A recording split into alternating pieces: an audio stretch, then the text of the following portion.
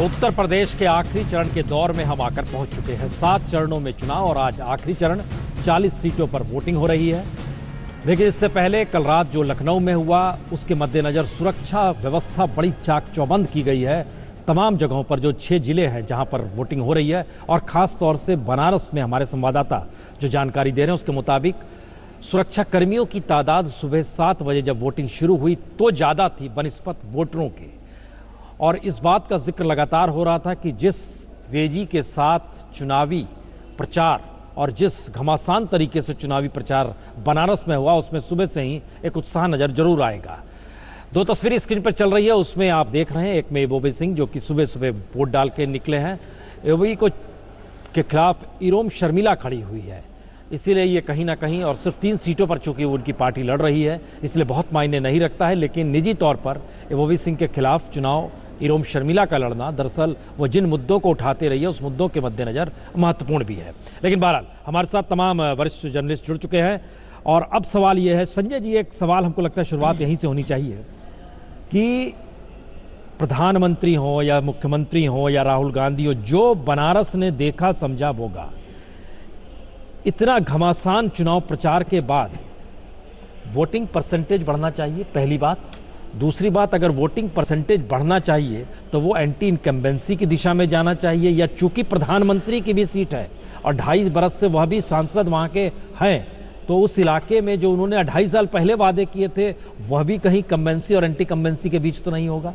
बहुत सारे अंतर्विरोध हैं इस बीच में, तो बनारस को हम लोग कैसे देखें? मैं इस बात से बिल्कुल सहमत हूं कि इतने एग्रेसिव चुनाव कई पार्टियों के द्वारा हुई है, तो आखिरी जो चरण है जहां आज वोट पड़ रहे हैं वहां पे मतदान प्रतिशत बढ़ना चाहिए। लेकिन इस बात का हमें ध्यान रखना चाहिए, मतदान प्रतिशत के बढ़ने में सिर्फ पार्टियों की मोबिलाइजेशन का रोल नहीं रहा है, बल्कि इसमें इलेक्शन कमीशन ने जो तमाम तरह के अपने हस्तक्षेप किए हैं, इलेक्टोरल रोल को साफ किया है, उसकी वजह से भी मतदान प्रतिशत बढ़ा है। हम उम्मीद करते हैं कि इस चरण में मतदान प्रतिशत बढ़ना चाहिए। यह आखिरी चरण है और जिस तरह से प्रधानमंत्री ने कैंपेन किया है कि एग्रेसिव तरीके से, और अगर मतदान प्रतिशत बढ़ता है कम से कम इस चरण में, तो हमें इस बात का अनुमान करना चाहिए कि शायद प्रधानमंत्री की जो एफर्ट है कम से कम वाराणसी और इसके आसपास के इलाकों में, शायद उस वजह से कुछ मतदान प्रतिशत बढ़ेगा। अब ये क्या एंटी इनकम्बेंसी के संकेत हैं? अगर ऐतिहासिक दृष्टिकोण से देखें, अगर आंकड़ों के नज़रिए से देखें तो बढ़ता मतदान का प्रतिशत एंटी इनकम्बेंसी का सूचक नहीं है। लेकिन वाराणसी में क्या होगा इसकी जानकारी तो फाइनली हमें 11 मार्च को ही पता चलेगी। और मिलेश जी, बनारस को किस दृष्टि से देखा जाए? प्रधानमंत्री मोदी की कॉन्स्टिट्यूंसी या अखिलेश का राज्य है तो वहां पर स्थिति उनके अनुकूल होनी चाहिए? देखिए, मैं चूंकि उसी इलाके से आता हूं तो मेरा जो ऑब्जर्वेशन उस इलाके के बारे में है सब्जेक्टिव भी हो सकता है, लेकिन मैं बहुत ठोस तथ्यों की रोशनी में जो मैं पाता हूं वो ये कि वाराणसी में प्रधानमंत्री जी को, जो बहुत लोकप्रिय नेता हैं, जो बहुत लोकप्रिय चुनाव के बाद मैंडेट जो उनको मिला है, बहुत पॉपुलर मैंडेट है, उसके बाद आए हैं और फिर भी वाराणसी में 3 साल के बाद अपनी कॉन्स्टिट्यूंसी लोकसभा जो उनकी है वहाँ पे 3 दिन लगाना पड़ा, 2 रोड शो निकालने पड़े। तो मेरे को लगता है कि बनारस में स्थितियाँ जरूर बहुत दिलचस्प और रोमांचक चुनाव की ज़मीन तैयार कर रही थी और शायद इसीलिए इतना जोशो खरोश दिखाया गया। लेकिन दूसरी पार्टियां प्रधानमंत्री की तरह शिद्दत से नहीं दिखी। मुझे आश्चर्य हुआ कि राहुल गांधी जी और अखिलेश यादव एक रोड शो के बाद फिर वहां किसी बड़े आयोजन में नहीं दिखे। ये भी, यहाँ तक कि प्रेस कॉन्फ्रेंस भी उन लोगों ने रद्द की, पता नहीं क्यों की, मैं नहीं जानता। लेकिन बीएसपी ने पूरे इलाके में बहुत साइलेंटली चुनाव लड़ा है। बीएसपी एकमात्र पार्टी है जिसने चुनाव में इश्यूज को लेकर, भाषणबाजी को लेकर, रोड शोज को लेकर राजनीति को ट्रिविलाइज नहीं किया। एक ट्रिविलाइजेशन भी आजकल हो रहा है हर जगह, वो पॉलिटिक्स में भी दिखता है, वो बहुत सारी और चीज़ों में भी दिखता है। तो बगैर किसी ट्रिविलाइजेशन के इश्यूज को उसने एड्रेस किया मायावती जी ने और बीएसपी ने, तो ये बड़ा दिलचस्प है। और मैं मानता हूं, संजय जी की बात से सहमत हूं कि ईस्टर्न यूपी में पिछली बार जो पिछला चरण था बहुत अच्छा मतदान नहीं था, शायद इस बार बेहतर मतदान हो। बहुत सारे उसके फैक्टर्स हैं और उसमें राजनीतिक दलों का भी रोल है। श्री शेखर जी, एक सवाल हमको लगता है थोड़ा सा और केंद्रित बनारस में हमें रहना चाहिए। प्रधानमंत्री लाल बहादुर शास्त्री के घर पर गए अगर हम एक पूरी प्रक्रिया देखें, प्रधानमंत्री ने महात्मा गांधी को छुआ, सरदार पटेल को छुआ, सुभाष चंद्र बोस को छुआ, अंबेडकर को छुआ, आइकॉन्स जो इस देश के हैं उनको वह छूते हुए एक अपनी छवि का एक विस्तार दे रहे हैं। वो आइकॉन बीजेपी के नहीं हैं, वो आइकॉन संघ के नहीं हैं। तो क्या ये माना जाए कि ये चुनावी स्ट्रेटजी का हिस्सा होता है, या ये माना जाए कि नहीं, प्रधानमंत्री खुद को उस चुनावी घेरे से हटकर कहीं स्थापित कर रहे हैं? प्रधानमंत्री ये चुनाव जरूर लड़ रहे हैं, लेकिन अगर आप पहले दिन से उनको देखें तो आपको याद होगा जो उन्होंने पहला संवाद किया था स्कूली बच्चों के साथ, तो उसमें किसी बच्चे से उन्होंने पूछा था कि तुम क्या बनना चाहते हो, तो उसने कहा था मैं प्रधानमंत्री बनना चाहता हूँ। उन्होंने कहा था कि ठीक है, तो 2024 में तुम्हारे लिए एक अवसर बनता है। लोगों ने उस समय इसका ये अनुमान लगाया था कि वो ऐसा मानते हैं कि 2019 का इलेक्शन भी वही जीतेंगे। अगर आप एक बृहत्तर उनकी स्ट्रेटेजी को देखिए तो ये समझ में आता है कि उन्होंने आते ही नरसिंह राव की तारीफ की, उन्होंने आते ही शास्त्री जी की तारीफ की, वो गांधी जी का नाम पहले से बोलते हैं, पटेल का नाम पहले से बोलते हैं।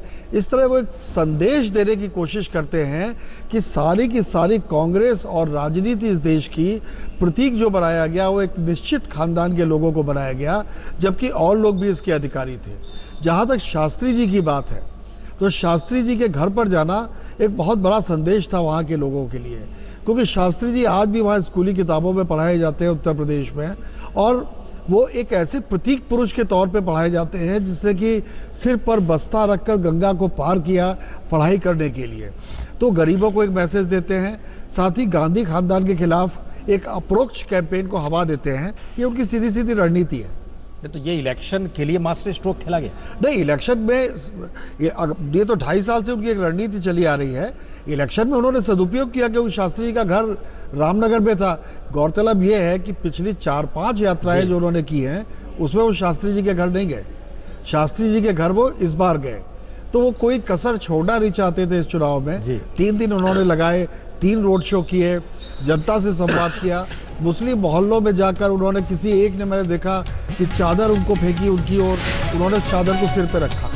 तो ये एक बदलाव प्रधानमंत्री में मैंने महसूस किया वहाँ। और इन सब के बीच एक जानकारी और दे दे कि बम बनाने का सामान भी बरामद हुआ है।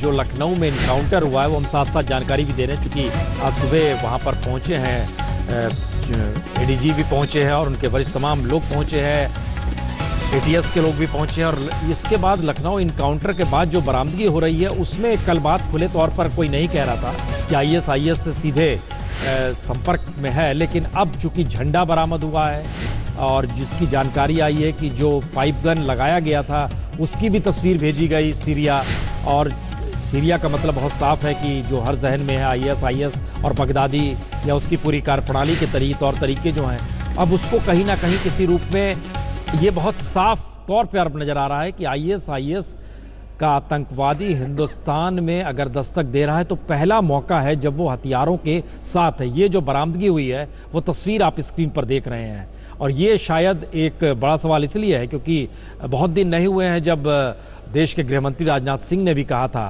कि भारत में आईएस कैसे आएगा और यहाँ पर नई पीढ़ी या युवा पीढ़ी भटकेगी नहीं, क्योंकि हमारे जो सामाजिक और तौर पर जो चीज़ें हैं। तो ये एक बहुत बड़ा मैसेज है। और हमारे साथ चूंकि विक्रम सिंह भी जुड़ चुके हैं जो कि पूर्व डीजीपी यूपी के थे। विक्रम सिंह जी, जो अब जानकारी आ रही है उसमें तो आईएस का झंडा मिलना, हथियारों का मिलना और जो भी इनपुट्स मिल रहे हैं, क्या ये माना जाए कि सैफुल्ला चूंकि जिंदा नहीं पकड़ा गया, कल भी हम बात कर रहे थे तो आपने कहा ये चूक नहीं है, लेकिन फिर भी जिंदा पकड़ा जाता तो कुछ और जानकारी मिलती, तो क्या ये माना जाए कि अब ये अगर स्थिति आ गई है, जो स्थिति उसके साथ से बरामद हो रही है, तो ये खतरे की स्थिति है भारत के लिए? क्योंकि महज सैफुल्ला तक बात सीमित नहीं है, कई और सैफुल्ला भी हो सकते हैं। विक्रम जी।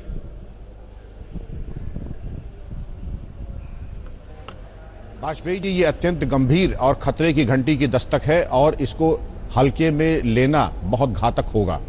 क्या नहीं मिला है?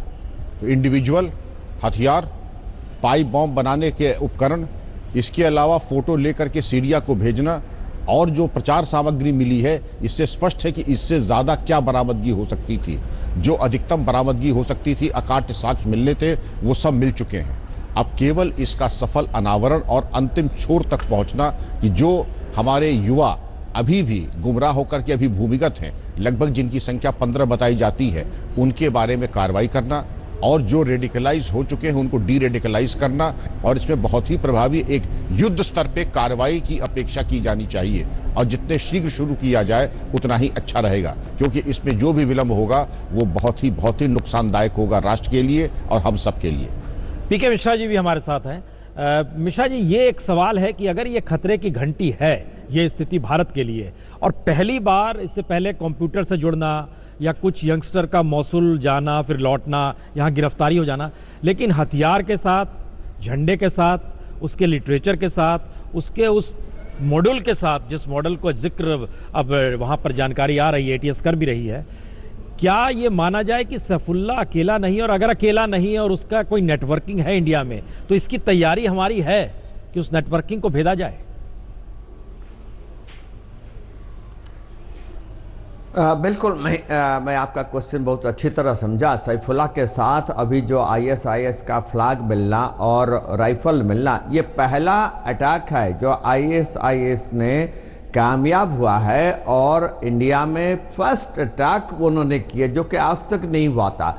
हमारे जो मॉड्यूल्स थे जो सीरिया इराक जाते थे वो वहाँ पर फाइट करते हैं, कुछ पकड़े गए हैं, वो बात अलग है, लेकिन एक्शन जो हुआ ये पहले बार इंडिया हुआ है, और इसका कनेक्शन बगदादी के साथ, सीरिया के साथ है, ये तो प्रूव हो चुका है। लेकिन इसको हम पहले सोच रहे थे कि ये मॉड्यूल्स जो है हमारा वहाँ पर महाराष्ट्र और केरला में है, और कुछ है जो जम्मू कश्मीर में है। मैं ये नहीं मानता हूँ। अभी जो है इनका मॉड्यूल, इनका जो टेंटेकल्स फैल चुके हैं। अभी जो समझ में आ गया है कि तेलंगाना छोड़िए, यूपी में हो गया, और साथ में मैं ये बताना चाहता हूँ कि बिहार और जो हैदराबाद में जो हमारे रोहिंग्याज हैं, यहाँ पर भी इनका टेंटेकल्स है। तो ये जो है बहुत खतरनाक चीज़ है। मैं विक्रम सिंह किसी के साथ बिल्कुल सहमत हूँ, इसको लाइटली लेना नहीं चाहिए, क्योंकि जो सिंगापुर में डी रेडिकलाइजेशन प्रोसेस चल रहा है बड़ा सफल है, क्योंकि काफ़ी जो यूथ्स हैं, जो बिगड़े हुए यूथ्स थे,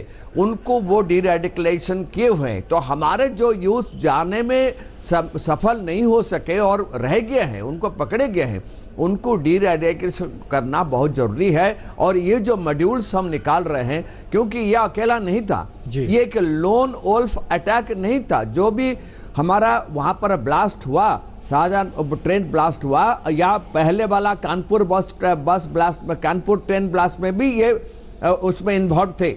लेकिन ये जो चीज़ है ये ग्रुप एक्टिविटीज़ है, तो ये लोन वोल्फ अटैक नहीं है। अभी जो है बगदादी जो है मोसुल में फॉल होने के बाद बगदादी ने उनका पूरे लोगों को बोले हैं कि आप डिस्पर्स हो जाइए, अपने कंट्री को जाकर के लोन वोल्फ अटैक का आप बंदोबस्त करिए, क्योंकि वो चाकू में भी लोन वोल्फ अटैक कर सकते हैं। तो ये बड़ा खतरनाक चीज़ है।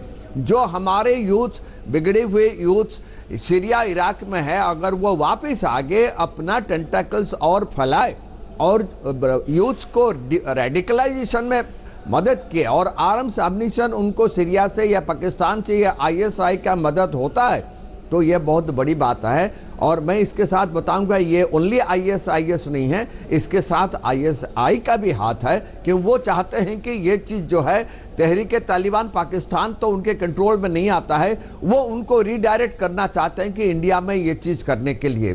तो अभी जो फ्लैग मिला है, जो पाइप बम मिले, बम का मटेरियल मिला है, और जो कम्युनिकेशन जो मिला है उनका, तो हमारा साइबर नेटवर्किंग ये बहुत तगड़ा होना चाहिए सिक्योरिटी डिपार्टमेंट का, क्योंकि यही एक वजह है। आप जिन सवालों को उठा रहे हैं, हमको लगता है क्या इसकी तैयारी भारत में अपने तौर पर कितनी, और जो सिंगापुर ने जिस तरीके से टेररिज्म को काउंटर करने के लिए जो प्लान किया, भारत उसमें कहाँ टिकता? हम इस पर आते हैं, लौटते हैं, लेकिन ब्रेक के बाद इस पर चर्चा होगी।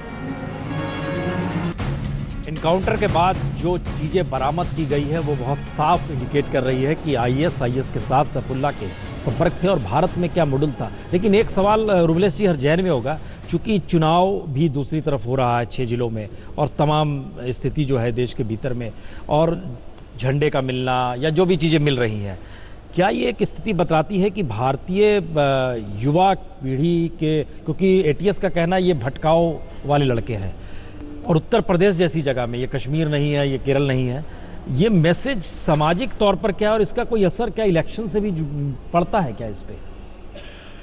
देखिए, मैं समझता हूँ कल जब मैं इस खबर को देख रहा था और ऑपरेशंस की तस्वीरें टेलीवाइज्ड हो रही थी जिस तरह, और जिस तरह अधिकारी उस पर बहुत ही सहज भाव से बोल रहे थे और हुजूम एक उमड़ पड़ा था ऑपरेशन के स्थल पर भी लखनऊ में, वो बहुत दिलचस्प था। और एक जर्नलिस्ट के तौर पे जिसने लंबे समय तक कश्मीर कवर किया है और अनेक ऑपरेशंस भी देखे हैं, अनेक इनकाउंटर्स भी देखे हैं, मुझे बड़ा अजीब सा लग रहा था, बहुत ही अनोखा लग रहा था।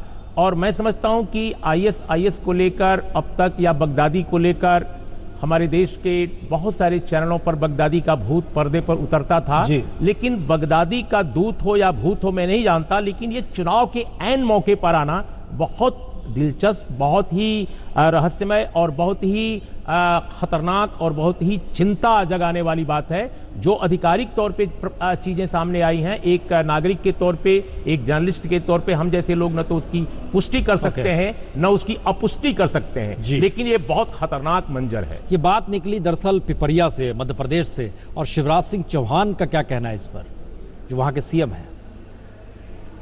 शेखर जी, एक चीज़ जो जानकारी चाहिए, 26/11 के बाद ये बात थी कि जो सेंट्रल एजेंसी और स्टेट एजेंसीज हैं उनमें तालमेल होना चाहिए, लेकिन बाद में निकल कर आया तालमेल तक नहीं है।